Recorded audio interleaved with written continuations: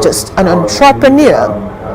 He is the last group managing director of Diamond Bank before the merger in Nigeria and runs a Lagos-based angel investment and mentorship platform. Black Knight has been named at the heart of Nigeria's tech startup ecosystem, founding the Tech First event in 2018, connecting industry giants to new markets and providing access to market opportunities for small businesses.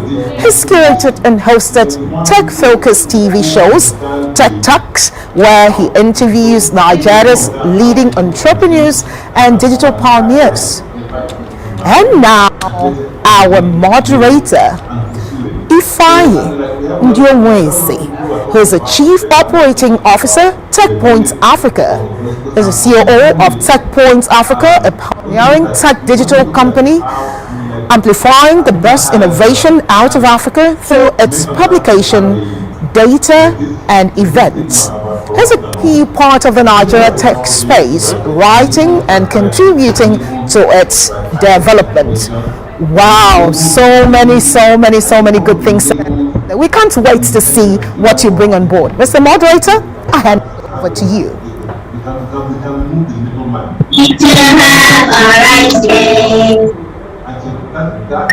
Thank you so much. So I would just be going into the first question of the day, and I hope my panelists can hear me. So I will be directing my first question to Muzum. So can you just quickly tell us? We know technology is sort of brought the law in Africa, and we can see that of acceptance. But you know, what can be done to keep Africa, especially those in the rural areas, about technology? I love to sing. La la la la la la la la la la la la. And that's something that I'm facilitating in small chunks in Africa. That we need to scale it for the impact. We need to break it down to the masses, and that requires that political and business will. All right, thank you so much, Mr. Thomas. That was really good. So I'm going to ask Mr. Chris to also take the same question as well. So, what are your? Question goes to you. We read a lot about technology and how it's changing, Africa basically. But can you tell us a little bit about how technology can educate, we can fight those around rural areas? Okay. Thank you very much. Thank you for having me. Well, it's simple. I mean, the two use cases that comes to mind. I mean, the first one is when I was in Diamond Bank and we wanted to take banking to market women. And for us to do that, we were already doing the informal finances, but in terms of consistency, we thought that there was a better way of taking banking to them, but they didn't have the time or understood or banking was inaccessible for many factors. And basically, for us to do that, we couldn't just go there into the marketplace like sponges and say, this is the best solution for you. We had to find, leadership in the marketplace. And that those leadership in the marketplace, let's call them advocates. And people that they were comfortable with, and people that actually understood the opportunity of technology. And then we had to take a three-step approach. In one, educating the advocate as to how this transformative way that it will help them save, it will help them actually get much better, right? And then they actually also them hand-holding us and showing them what the benefit could be. That was one way to do it. It's a longer way, but once you get engagement, it is very sticky and it actually spreads like wildfire. People actually advocate for that process. That was one. And the second one is going to be, extreme situations like COVID and the lockdown. In fact, more particularly the lockdown. I mean, and that is where you move from. The three-stage. I like to think that there are a three-stage approach to being digital. One is awareness. Using awareness, people know about digital or about technology. And a lot of people are aware, and not many. The ones that are aware, just okay, I know about it, but they're stuck away. Then you have the next thing, which is appreciation. They've seen what digital can do, how it can cut costs, how it can create more transparency, how it can actually allow you to scale and come up with new products and solutions. That only happened because you had been lockdown, so people were actually forced to change. And then that's what then after that is the adoption. Adoption now actually increases, and that's because people have seen, first of all, you need multiple channels of operation of access to your customers, multiple channels of access to your supplier, and the only way to do that is at least adopting technology. If you want to receive money from loved ones, during the lockdown, there was no opportunity to move cash from urban and rural areas. So if you were one of those only accepted cash and didn't have any mode to receive when you were stopped. So education. So based on that, I would say you have to look at infrastructure. Three things you have to look at infrastructure in different paradigm shapes. So as government, infrastructure is not just about putting the digital access in place, but it's also equipping people with devices so they can be connected That is only one way, because the guy that can't afford to eat is not going to buy a device. But you actually need him so that you can provide him with social benefits, you can connect him, and then he can be included into society. The second one is sometimes situations help education. And and so the lockdown was one of them. And the third, I think the one that is going to be constant is advocacy. You will find people to help handful people and educate them. So to product development, you're going to have to ensure that there's an education part. And education comes in many ways, depending on the context. If you're in the north of Nigeria, it's going to be different than the south, the west of Nigeria. So you have to be aware of the market in which you are actually trying to provide this technology to meet objectives. All right, thank you so much, Uzoma. That was really insightful. Creating awareness has a lot of branches, like you said. Knowing the market, knowing what infrastructure would help enable you to communicate the right message. That was really insightful. Thank you so much, very much. So I'm going to be asking Camel Cadets my next question. I hope she can hear me. I can hear you. All right, great. Yeah, I can too. All right, so now we're talking about building infrastructure for the next digital generation, and then we talk about internet costs. In Africa, internet cost is extremely expensive. Only America, spend more than Africa in kind of data consumption. So what can be done to ensure that the price of internet is affordable for us in Africa? Yes, so thank you for having me. I think the conversation around infrastructure is very important, because although we look at a lot of the benefits that technology can bring, alone, the app that you have in your hand is only good as the internet connection that you have, or the access that it can bring you, and how connected it is throughout the country, that you can have something that's usable, that makes life easier instead of picking up and having to go to something in person. So using technology to not only showcase the business problems and the life problems on a day-to-day basis that it can solve, that is going to drive really how do you think about the ecosystem and the value chain that is needed to support that application. And I think the investment aspect of it, although it takes a lot of headlines around these software applications and the new app and the new fintechs that we see, and everybody can download the app and really feel it, I think you're also seeing more and more people talking about the underlying infrastructure that is needed and how can we invest in that too. So you talk about data specifically, but Africa has a very interesting story around mobile technology and how and what it was able to leapfrog with mobile technology even before data was available, right? So M-Pesa technically relied on USSD technology and telecommunication technology instead of, internet data.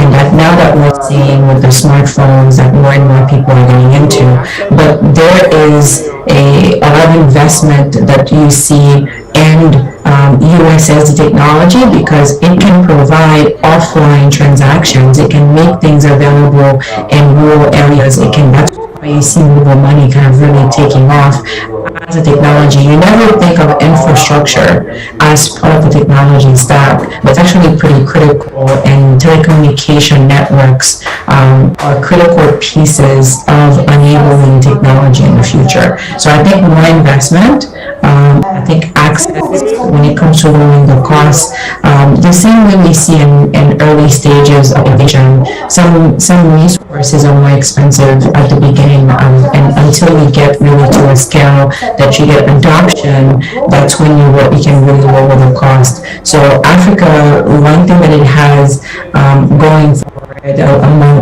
many things, is volume, is people, it's usage, and the market opportunity that can come from usage to lower costs and how expensive that infrastructure can be. I think you're going to see that happen over the next 20 years as more use cases come to market. All right, thank you so very much. That was quite insightful. You talked about usage towards the end, and I think that's really very important in creating a sort of like sustainability for how data usage should sort of like the approach. All right, thank you so much. I'm going to be asking Mr. Chris Kosi my next question, and my next question is around we've talked around infrastructure, we've talked around data challenges. So now let's go into a little bit of how technology companies can support companies to make this happen. So we've seen that the provision of support technology companies without helping in setting up technology infrastructure, right? But for you, what form of support should be provided for these companies to enable this this development? What kind of support in particular can enable this the conversation that we're having right now? Definitely. Thank you for having me and for the question. And based on what Uzoma and Kamel also said, everything is about scale and building up scale around the ability for consumers to get more technology. We are a manufacturing company. We manufacture hardware in Africa. We manufacture mobile phones in Rwanda and South Africa, and we are projecting and promoting the Made in Africa concept to build this concept of not only having products made in a country for that country, but potentially for export to other parts of the world, US, Europe, etc. And what's happened over the past couple of years with all the situation with the trade wars between countries like China and the US, and many countries in many places around the world are looking for other types of options and other manufacturing sites. So manufacturing sites have moved from certain places in Asia to places like India, to Vietnam, and to a lot of Asia or APAC countries. What our goal is really to move that also into Africa. But to do that, the support that we do need to make this happen, and this is the support that we have gotten, is, yes, at some point from local institutions, from governments, the whole ability to trade across the African continent with the COMESA countries, and really building up a support system to help manufacture within a certain country and export to other countries. We are now making phones in Rwanda, we're now making phones in South Africa, and the only way that we've gotten here is really with the local support of the other countries, government, the ministry, the ability to have interactions with opportunities of making hardware and selling hardware to the education sector. What happened with, as the other people mentioned, with COVID, the education sector has exploded, tablets business has exploded. What's happened, unfortunately, is that this has given a lot of opportunities for importation of products from other countries, Asia, etc. So the support would be, if we are able, if a company is able to make sure that they give the right type of quality, the right type of price, the right type of service, the right type of software, the right ability to service a local country and or a country surrounding, then yes, we do need a little bit of support and a little bit of a push to be able to service this type of opportunity and build up the business. So we rely on the right types of negotiations with local governments, with education centers, supports from the banks when we are having to work on export deals to the US or to other places in the world. We cannot do this without the support of the local government / community to take a locally manufactured.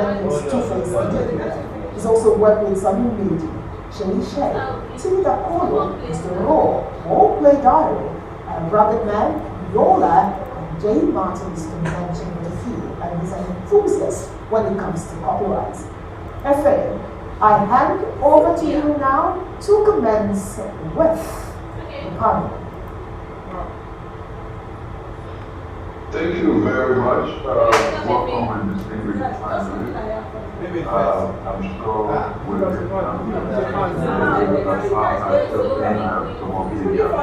absolute right place in your mind in the space, and I'm sure we're going to have a really exciting conversation. We'll be thinking about it, gentlemen. We did press for time, so I'm appreciative for our responses heard and directed the point. For starters, let me indulge me. Let me get some personal education. I'd like to start with, with Rich. Hi, Rich. Hi, how are you? Very well. Good to meet you. Glad to be here. For the totally old school, give us a simple insight as to how does NFT work and how really That's a question that a lot of people ask, but very few have answers. And if I could break it down easily, so technically NFT stands for non-fungible tokens. So back here at home in Kenya, the basic way to create tokens is with electricity, we buy it using tokens. So you are awarded a certain number of tokens, say for example 60 tokens, which you can use for a month, and then when they run out, you buy more tokens. So when it comes to non-fungible tokens, these are creative content, which can be in terms of photos, videos, or even a mix of both, audio visual, that cannot be reproduced by anyone else on the blockchain. So, as a creative, you're able to put up your work on the blockchain and sell it as a non-fungible token. Therefore, it's on, and therefore it will have a unique ID which can be traced, and whoever buys the artwork, since there is total transparency on the blockchain, everyone is able to see who owns the artwork and who bought the artwork. So there is 100% transparency in terms of transaction. Now the other thing is in terms of secondary sales. One of the things that is making NFTs a big hit is the fact that for the first time in a very long time, as an artist, as a creator, when you sell your work and someone else buys it and sells it to another person, you can earn royalties from the sale in perpetuity. And this is captured in a smart contract that is also visible to everyone on the blockchain, therefore ensuring that someone cannot go behind your back to steal your work. That is also visible to everyone on the blockchain, therefore ensuring that someone cannot go behind your back to steal your work or use it in a way that is not licensed by you. Fantastic. So, in terms of your space, Kenya and maybe East Africa by extension, how's the NFT movement? How's it growing? What's the response? You know, of the people who are creating it and people who are buying it. What's the outlook at the moment from the East African perspective? So, from the East African perspective, and this will also tie in with Africa in general, NFTs are still a new thing. So we launched the first NFT African collection at the beginning of this year, around February, and by then, actually there was very little traction in the market in terms of NFTs, and very few people understood it. But between February and now, there has been a growing community of people who are interested in knowing how NFTs work, buyers who are interested in buying the art, as well as people creating artworks and selling it. So I would say between beginning of the year to this point, the awareness was probably at 5% at the beginning of the year, but as we speak, it's at about 35 to 40% and growing. Then I can also mention a few NFT artworks. There are a few NFT projects that have launched. In East Africa specifically, there's one called the Kingdom of Ethiopia, which has become a huge hit, and we have seen the artworks fetch quite enormous prizes that were not actually projected. Hence, showing you that people have finally woken up to this idea, and they're willing to not only enjoy, but to also buy the art. Thank you very much. Finally, before I move on to the next panelist, when you say figures, could you give us an idea, a rough idea of what some of those top figures look like? So for example, for the Kingdom of Ethiopia, the average piece goes for around 10 ether. Now, 1 ether is approximately $2,500. So at 10 ether, it means the piece sold for approximately 250,000 dollars. US dollars. Oh, that's fantastic. Fantastic numbers. Thank you very much. Let us go up north. My friend, my brother, Sultan Ahmed, welcome to this panel.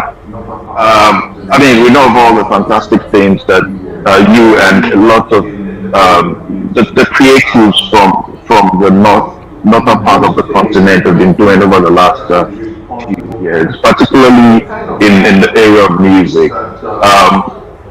What would you say, in your opinion, is responsible for the kind of numbers that are popping in? I mean, I know, for example, that from Egypt, for example, an artist like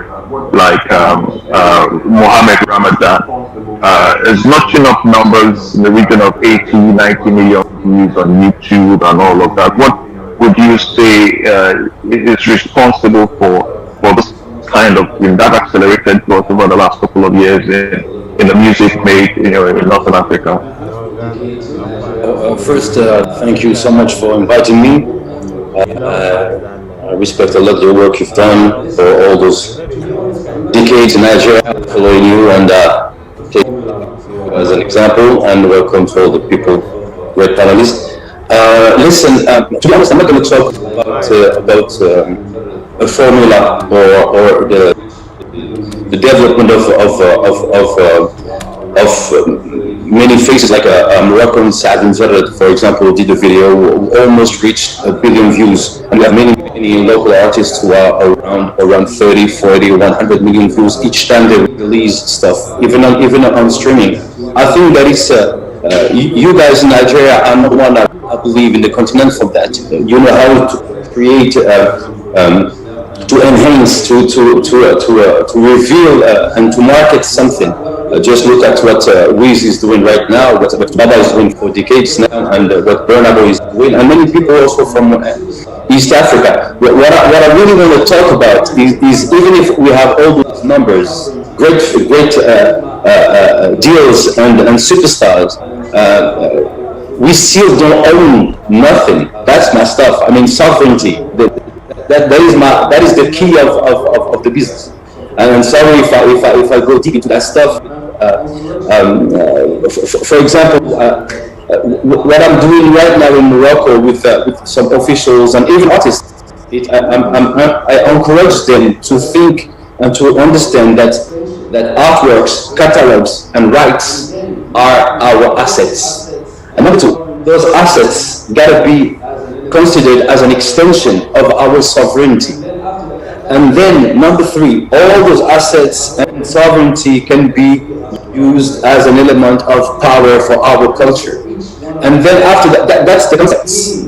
And then after that, you have all the domestic policies that we as Moroccan get to do in our country, and you as Nigerians. So each one of us can clean the house to invite guests, to invite investors. And I don't know if you get the key.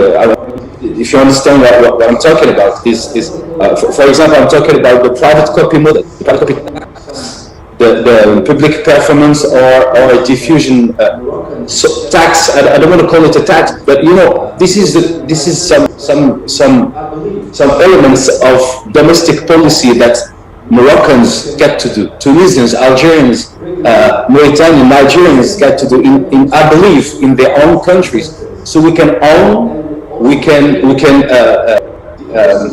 regulate, and at the same time be able to invite investors and also create the ecosystem of our local major companies. Because if we clean the room, I mean the economic boom and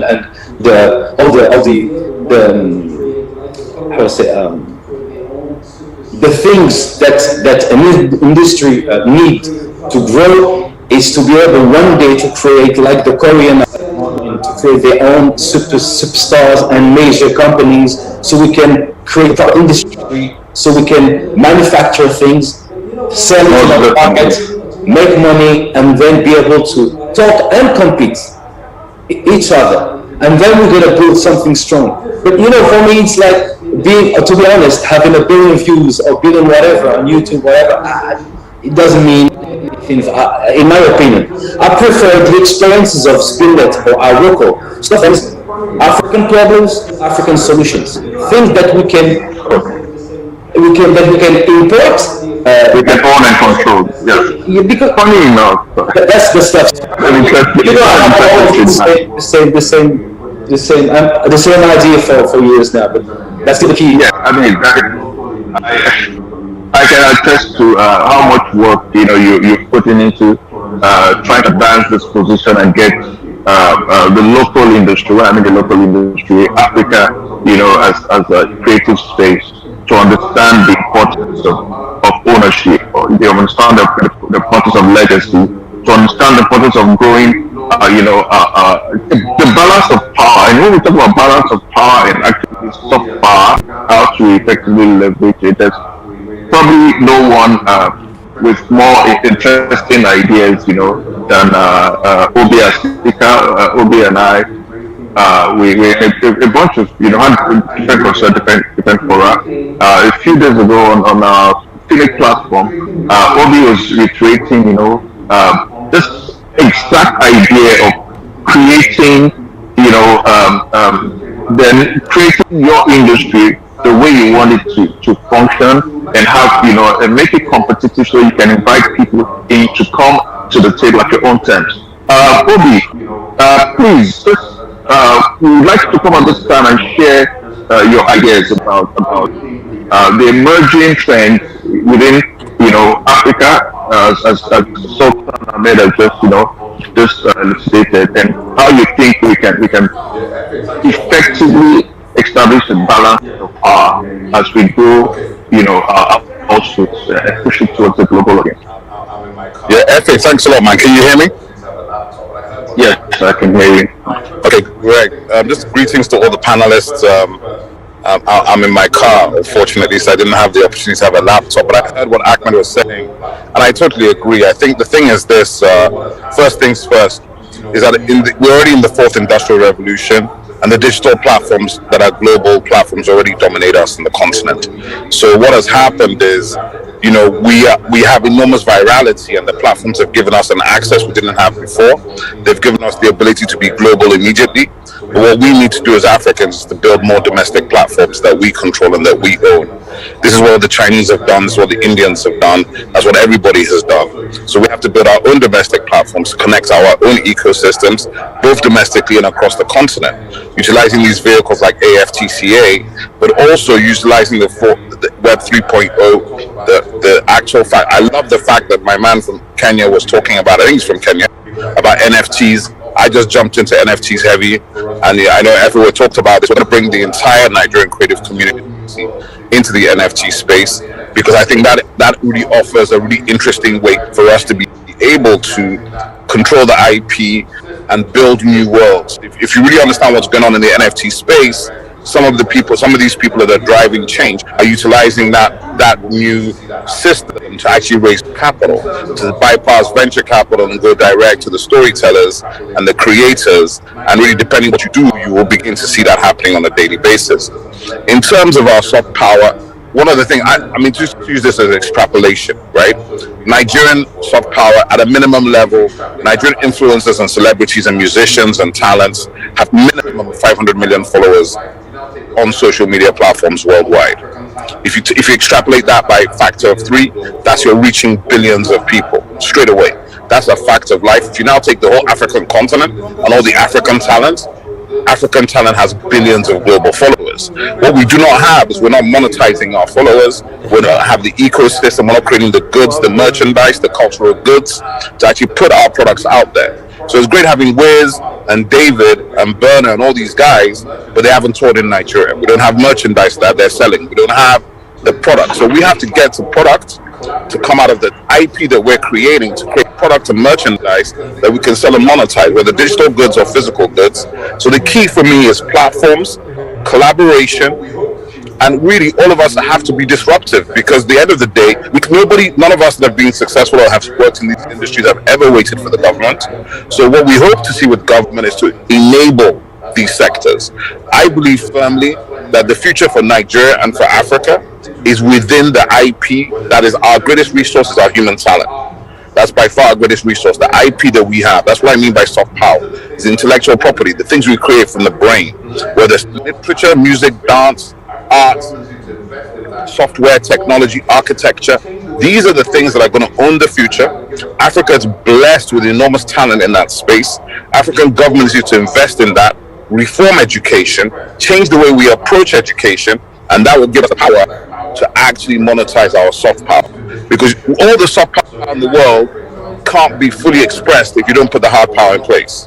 If you don't put basic things like power, infrastructure, that leads to distribution, right? So in Nigeria, for example, we have enormous soft power, but we have disconnected ecosystems. So Kano, Abuja, Lagos, Port Harcourt, Aba, Onitsha, these places that are productive places should be making the goods to back the soft power that is being built out of Lagos. So we have to connect our ecosystems, we have to focus on the platform economies, and we have to understand what is coming. Because what is coming is already here. What you hear, Facebook is talking about the metaverse. Anybody in the NFT world knows what this is about. Anybody who's a gamer knows what that's about. This is all about virtual reality, augmented reality, and African IP. I think Africans are probably creating 70% of the dances on TikTok.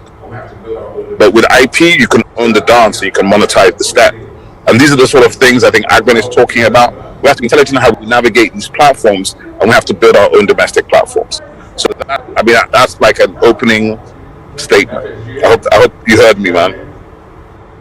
Yeah, I can hear you. Yeah, sorry. So I mean, that was. Did you hear me? Did you guys hear me? Yeah, I can hear you. Yes, sorry. Yeah, so I mean that was spot on, and I'm sure that a lot of the participants on this platform, I know the viewers at this moment, who will get to check this material out later, would have maybe a lot of the positions that you've advanced in your presentation. Now, but I think the key thing, another key angle to all of this is really collaboration. Obviously, if you remember a few days ago, let me quote you that we have to bury our egos and learn to cooperate. If not, the behemoth, the foreign behemoth, the global interest, will come in and help us, bury our egos and basically take control of the market. Now, in terms of collaboration, Bright Okocha, aka Basket Pound, you have over the years, pushing two clear steps being in the forefront of creating content, of opening doors, of blazing trail, but also beyond creativity, showing the power of collaboration. What do you think, in your opinion, the major challenges with creatives working together, and how can we overcome those challenges and get much better in the area of collaboration in terms of how we go about delivering our content and making impact, and more importantly earning money for the work that we do in the space. Hey, first of all, hello. Good afternoon, everybody. My network is not too great, so please permit me just in case anything starts happening. In terms of collaborations, it starts with benefit sometimes. What am I going to benefit when I collaborate with this guy?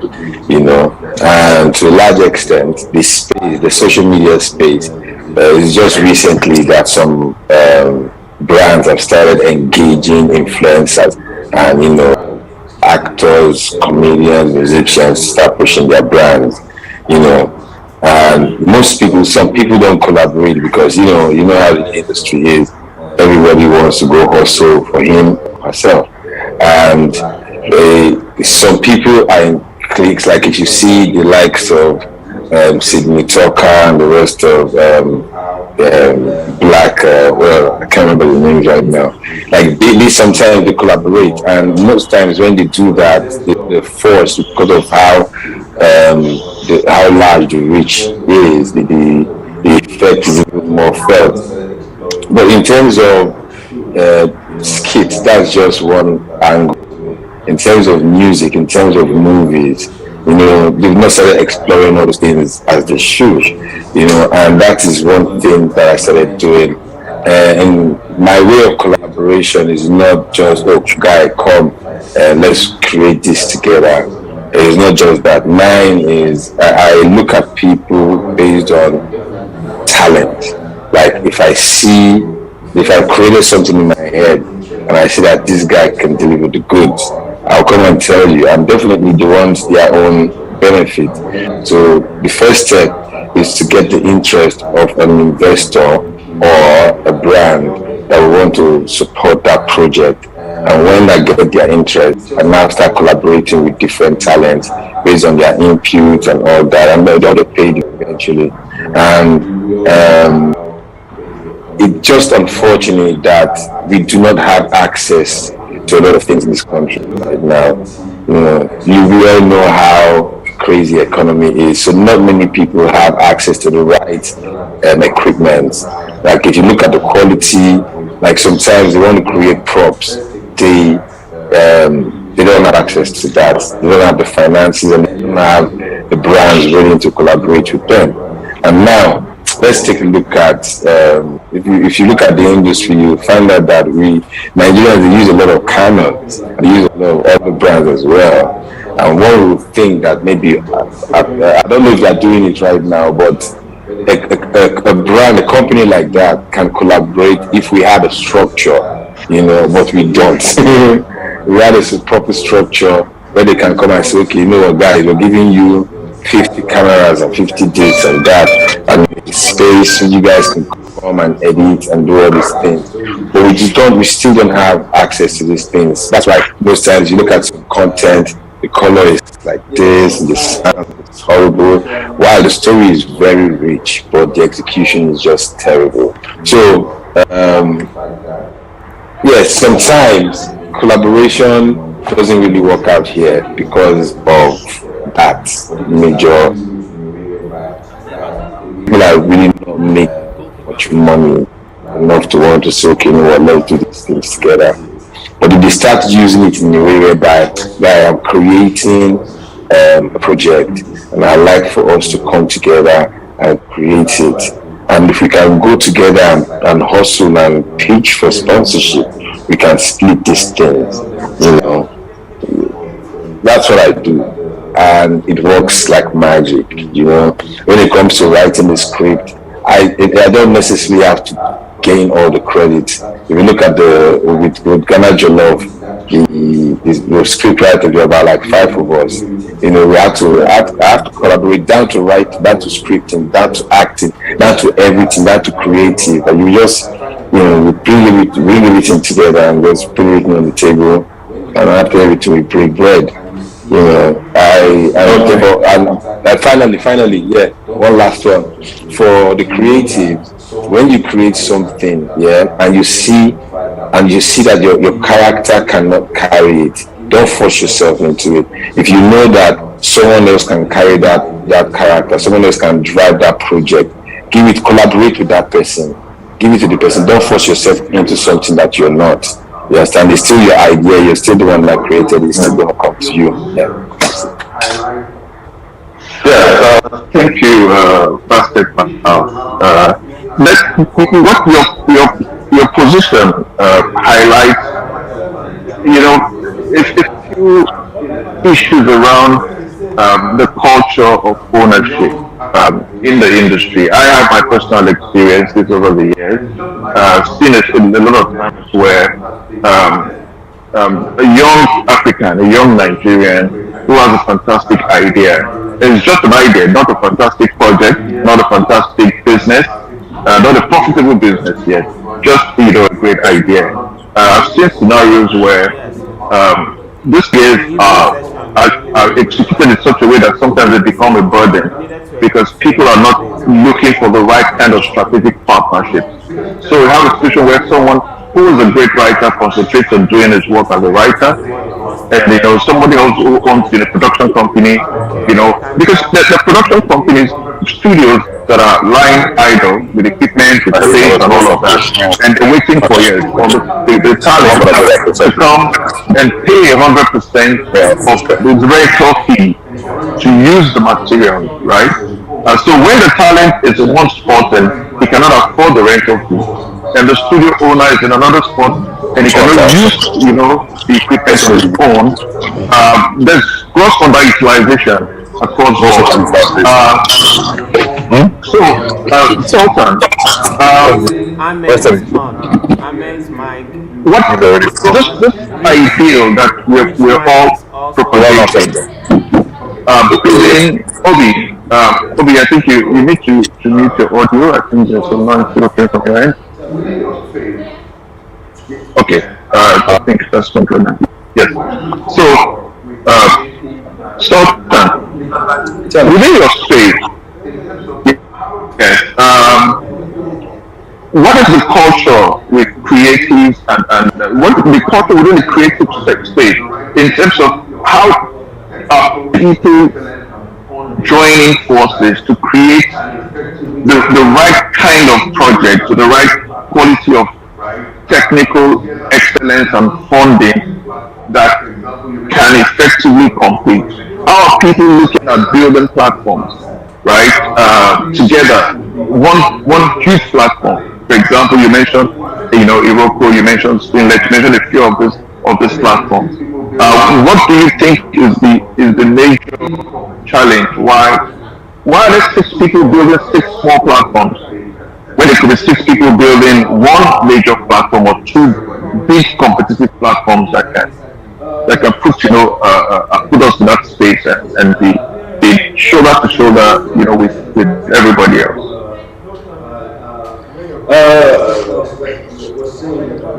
Listen, in regarding to collaboration, for example,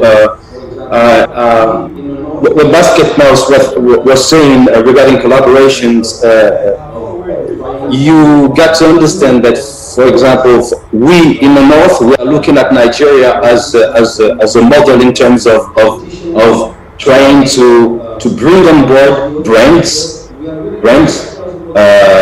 maybe some politicians, some NGOs and stuff. We are really looking at you as a model on that stuff, because we are the same size in terms of bringing on board founders, people who's going to fund something, some creative things, the branding, when you guys, the first time I saw a brand ambassador was the 1-8 campaign, if you remember, when Tubaba was part of RTL, part of the rebranding of all those countries in one step.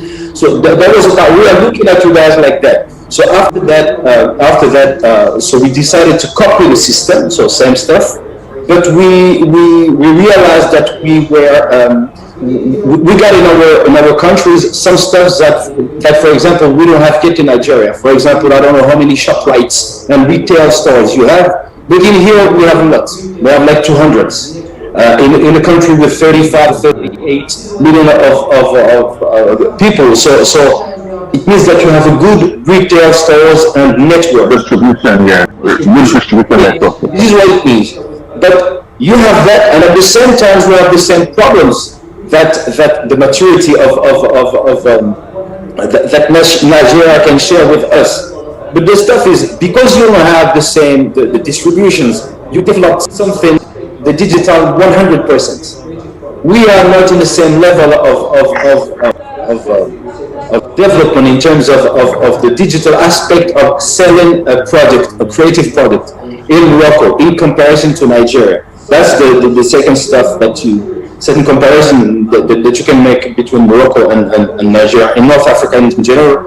And something else, we don't have the maturity. I mean, the population in Morocco, average age is around 29, 30. In South Africa, it's 28, 30, stuff like that. In Tanzania or even Nigeria, it's like 17, 18.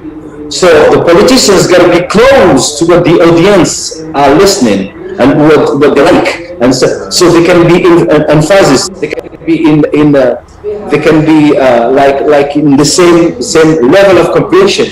That's where we have a big problem in North Africa. They have sometimes some politicians. Things are changing now. Some politicians start to understand now that it's our time to build our platforms locally, owning the catalogs.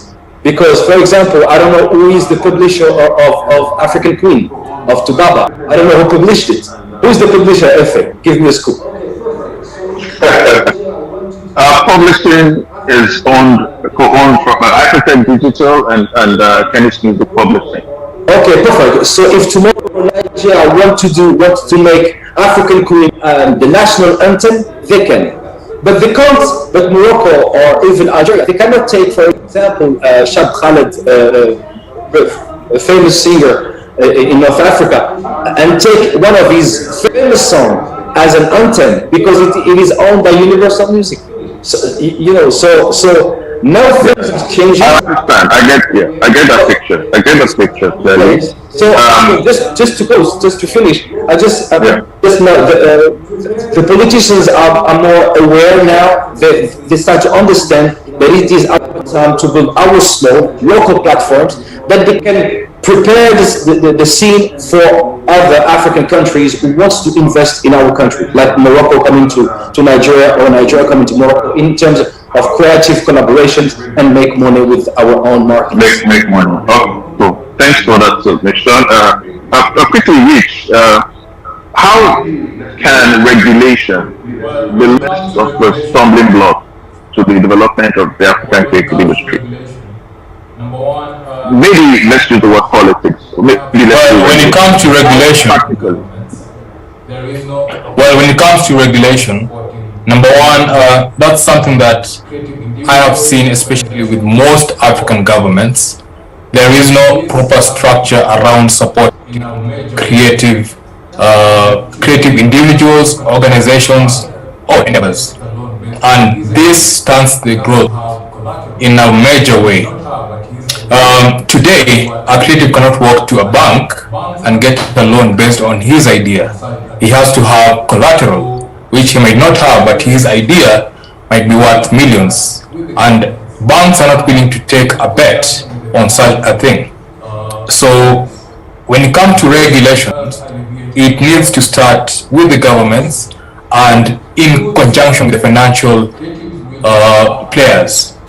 And this can help alleviate a lot of problems, because through this partnership, creatives will have access to more resources, therefore giving them opportunity to try something, fail at it, because failure is a huge part of creativity, as well as giving them the chance to succeed where it matters. And that's what makes the big difference. When you look at an average film, to make an average film, you need thousands of people to bring it to life. From set designers, script writers, actors, extras, and these are all industries that, with proper regulation, can offer employment to a lot of people, therefore solving many of the government's problems around employing people. In Africa at the moment, majority of the population, as Ahmed said, are youth, and they are hungry. They are hungry for opportunity. They are smart, and they have access to the internet and digital resources. And that's what makes the new revolution, as Obi said. This is the fourth industrial revolution. We are literally at the point where, if I was to take it back, it's like we are at that point when the internet was starting. Only that this time, the internet is a digital universe called the metaverse. And all the things that we are going to create. First of all, it's good to see that artists are now empowered and they know that they need to own their content. Now, with ownership, to bring something to life, you also need to collaborate. And collaboration does not just work within artist to artist. It can also be across organizations. One of the organizations that I've worked with is Canon for a long time. And this is a relationship that started back from when I was in university in second year. So I went up to them. I had ideas, but I did not have any access to cameras. So they would loan me their camera once in a while to go out, take pictures.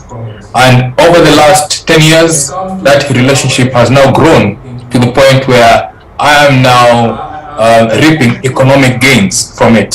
So when it comes to collaboration, people need to think long term. I guess most people are hungry, and sometimes you can even call it greed. They want results now. But you need to understand the power of delayed gratification. That if you put in the work, if you collaborate, you will make it.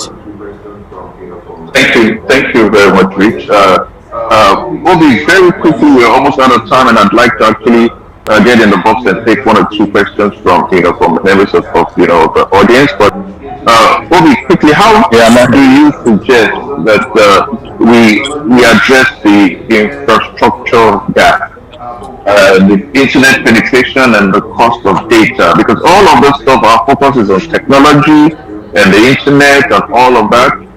But with infrastructure gap, with high cost of data, with low internet penetration, it will still be elitist, it will still be a challenge. What are your quick ideas as to how, as a continent, as a country, we can address some of these issues?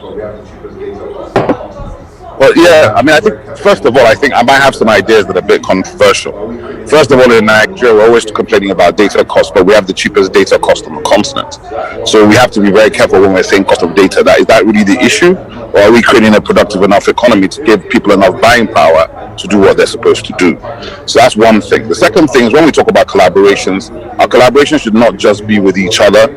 If you are WizKid and you collaborate with Warner Chappell Publishing to administer your publishing, that's a perfectly good deal to do because you want to work with big partners who have scale, who have capacity. We should not be afraid of working with the big global brands. What we should be doing is make ourselves global brands so that when we work, we have leverage. What we have lacked as Africans is leverage and capacity, right? And that comes from having patient capital and deep pockets. This has happened because Africans have not understood the value of the IP and the soft power and their stories. Whereas if you look at America that everybody spent the last 50 years gazing at, America's built on the IP industries. California is principally Hollywood and Silicon Valley. It's the third or second biggest economy in the world, period. And that is 90% of what it drives. So Africans have to actually focus on our original strength and power, which is our narrative, our story, our ingenuity. From Imhotep till today, we have been paving the way for this whole entire world. We have never told the story. We haven't told our own story, and we haven't pushed through what we're supposed to push through. And that is, I think, the most important thing. I don't think we should be defeatist or be playing victim. What we need to do is stride forward with confidence and knowledge and build ourselves based on what we have and what we can do. I hope that works. I hope that helps everybody. And I think that collaboration can happen in many different ways.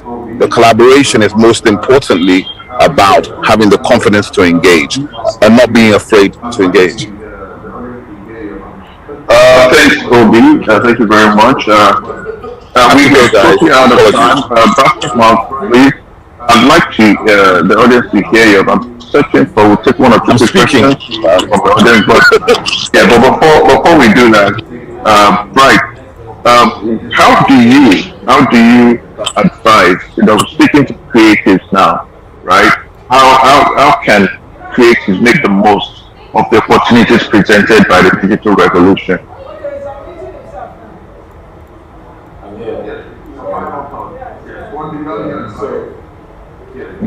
Is this still here? Right. I'm here. Yes, your final thoughts. Yes, what do you So I heard the question, yeah. For every creative, whenever you create a content that is marketable, create a content that any brand, like if you're trying to create some a content that involves a guy and a girl, throw in a waiter that serves water, and that is how you sell that product. So try as much as possible to create things that brands will be interested in. And once that happens, first of all, you have the money to fund the project, and once you give the brand what they want, they'll continue using you. So first of all, whenever you're creating something, make sure it's not just the fact that, oh, it's funny, people will like it. I'm going to have about like 2 million streams. You understand? All those things on Instagram and Facebook. And if it, on Facebook, it doesn't exceed 3-5 minutes, you're not making money from it. On Instagram, you're not making money from it. So what you make, where you make money from is from the brand. So whenever you're creating content and you want to make quick money, create something that the brands can be interested in. And you do not have to just put it out there. You can go to them and tell them that, look, I've created this. The trick is do one without the brand and do one with the brand. Try and sell it. If it doesn't sell, drop your stuff out and entertain people. And if they like it, they don't have to drop the other version. And do like that, and I'm just giving you my tricks. Yeah. It's just to plug it in, and trust me, it works. If you're creating content just to entertain people, that works too. But how do you make your money? You understand? You make your money from plugging in brands. Thank you very much. I'll take one question from the chat box before we quickly wrap. We're totally out of time, but so that the participants on the other side can at least get their thoughts across. let's just tie up to everyone. If we create and own, how do we stop acquisition of local platforms by foreign platforms? Let's try to take that example. We can stop the real owner of platforms. We can't stop the real owners of the platforms not to sell. I think that's more of a comment than a question. Let me wrap it up for here at this point. Thank you very much. In 1 minute, share your passing shots, your final thoughts about the theme that we discussed today, which is the power of Africa's creative industry in the digital era. One major takeaway you'd like everybody to pay attention to. We'll start from Rich. We'll do Ahmed Sultan, and we will go to the Africa, and we'll wrap up with the basketball. Quickly, in less than a minute, what are your final thoughts?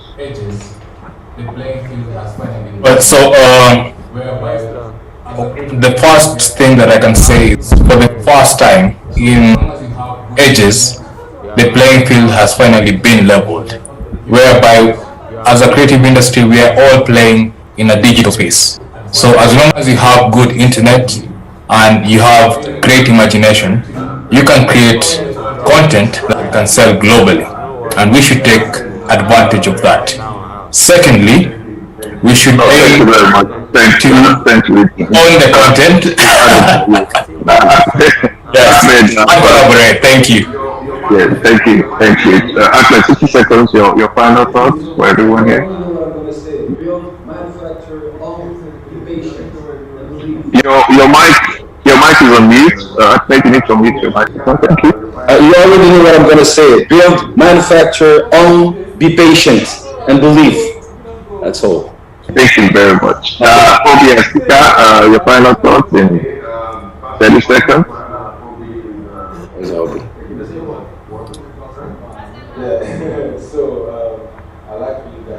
Okay, basketball, while Obi is taking a sip of water.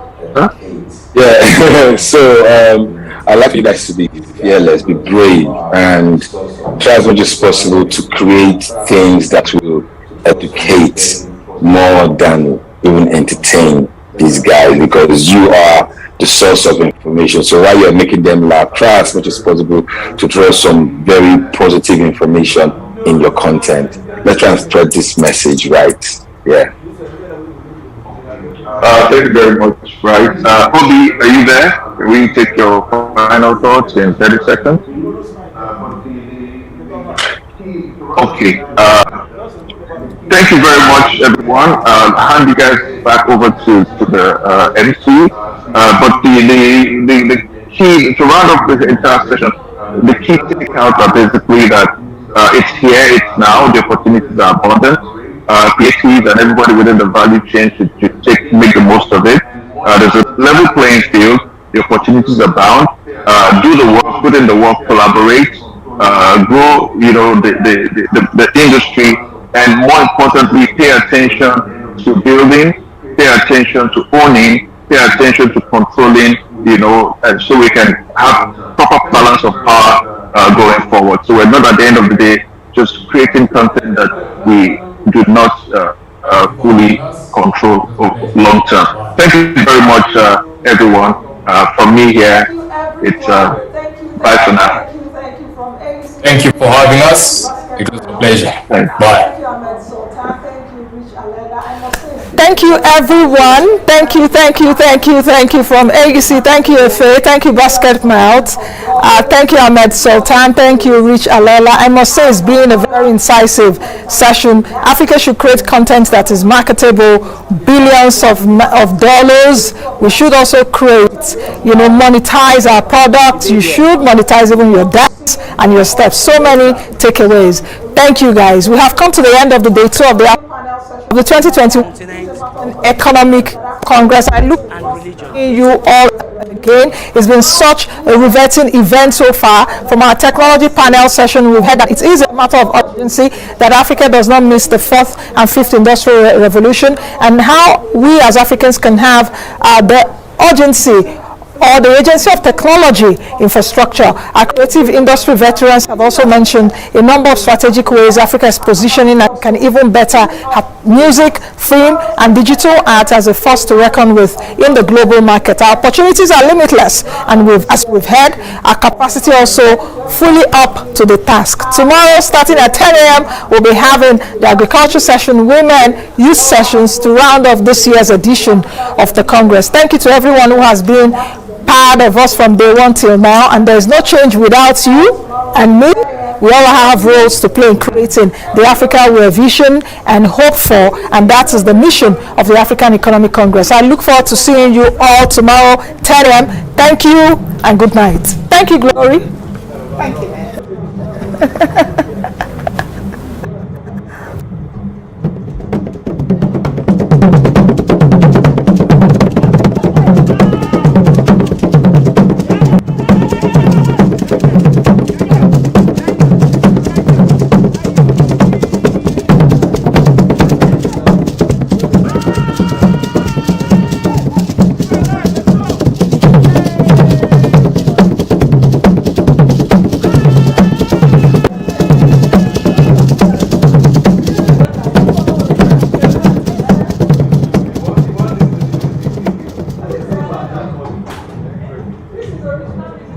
Saves us from all any worries.